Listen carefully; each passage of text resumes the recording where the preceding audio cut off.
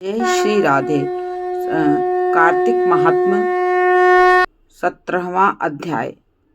जय श्री राधे कृष्ण। जय श्री हाथी घोड़ा पाल की जय, कन्हैया लाल की, लड्डू गोपाल की जय, श्री कृष्ण भगवान की जय। जय जय श्री राधे। सूत जी कहने लगे कि अब सब व्रतों में उत्तम व्रत और मोक्ष को देने वाले एकादशी के व्रत का महात्म्य सुनो। एकादशी तिथि कृष्ण पक्ष की हो या शुक्ल पक्ष की हो, अन्न नहीं खाना चाहिए। जो एकादशी को अन्न खाता है वह पापों का भक्षण करता है। एकादशी का व्रत माता के समान उसकी रक्षा करता है। दशमी तथा द्वादशी को भी एक समय ही भोजन करना चाहिए। नारद जी कहते हैं, गंगा के समान तीर्थ नहीं, माता के समान गुरु नहीं, विष्णु के समान देव नहीं, अन्न न खाने के समान तप नहीं, तथा शांति के बराबर सुख नहीं, सत्य के बराबर ज्योति नहीं, कार्तिक के समान मास नहीं, ज्ञान के समान लाभ नहीं, तथा एकादशी के समान व्रत नहीं। अर्थात एकादशी का इतनी ही महत्वपूर्ण है। व्रत करने वाला प्रातः समय उठकर भगवान का पूजन करे, पुराणों की कथा सुने, एकादशी की रात्रि को जागरण करे।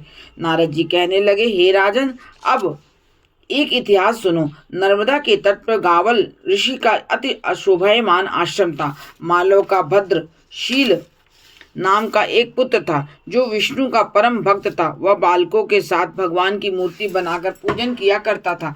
साथ ही बालकों को उपदेश भी दिया करता था कि वह भी भगवान का पूजन करे तथा एकादशी का व्रत करे। बालक भी उसका उपदेश सुनकर वैसा ही करते थे। अपने पुत्र के चरित्र को देखकर एक समय उसके पिता लाघव ऋषि ने उससे पूछा कि भद्रशील, तुम सदैव भगवान विष्णु की पूजा में लगे रहते हो और यह उपदेश तुमको किसने दिया?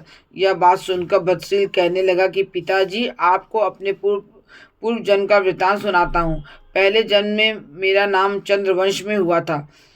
पहले जन्म में मेरा जन्म चंद्रवंश में हुआ था। धर्म कीर्ति मेरा नाम था। दत्तात्रेय जी से मैंने शिक्षा दीक्षा ग्रहण की। मैंने 1000 वर्ष तक राज्य किया। उस काल में मैंने अनेक धर्म पाप के कर्म किए, परंतु देववश में बुरी संगत में पड़ गया और वेद मार्ग छोड़कर पाखंड मार्ग पर चल पड़ा। मेरे उन आचरण को देखकर प्रजा भी पाप के कर्म करने लगी। इस प्रकार धर्म शास्त्रों के कथा अनुसार प्रजा के पाप का 6ठा भाग मुझको भी मिलने लगा। एक दिन हम शिकार खेलने के लिए वन में गए, अतः सारे दिन भूखे और प्यास से ही रह गए। खाने को कुछ नहीं मिला। घूमते घूमते हम मार्ग में भी भूल गए और शाम को नर्मदा नदी के किनारे पे पहुंचे।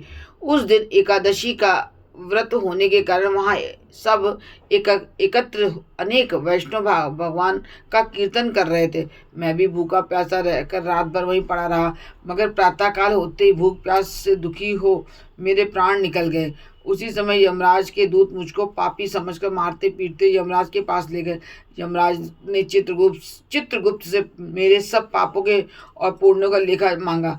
तब चित्रगुप्त ने विचार किया कि यद्यपि यह बड़ा पापी है, परंतु इसने एकादशी का व्रत किया था, उसी के उसके प्राण निकल गए, इस कारण इसके समस्त पाप क्षय हो जाते हैं। यह सुनकर यमराज तत्काल अपने सिंहासन से उठकर खड़े हो गए और हाथ जोड़कर मुझसे कहने लगे, क्षमा करना, हमसे भूल हुई। साथ ही मुझको नमस्कार भी किया।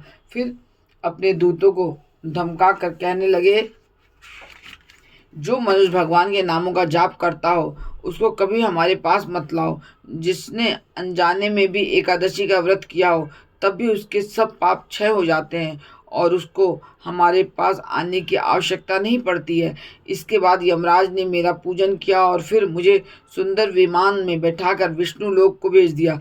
हजारों वर्षों तक इंद्रलोक तथा विष्णु लोक में रहने के पश्चात अब मैं फिर से यहाँ पर जन्म लिया हूँ। जो कोई इस कथा को पढ़ता है अथवा सुनाता है उसके सभी पाप नष्ट हो जाते हैं। इस प्रकार कार्तिक महात्म्य का 17वां अध्याय समाप्त हुआ। जय जय श्री राधे।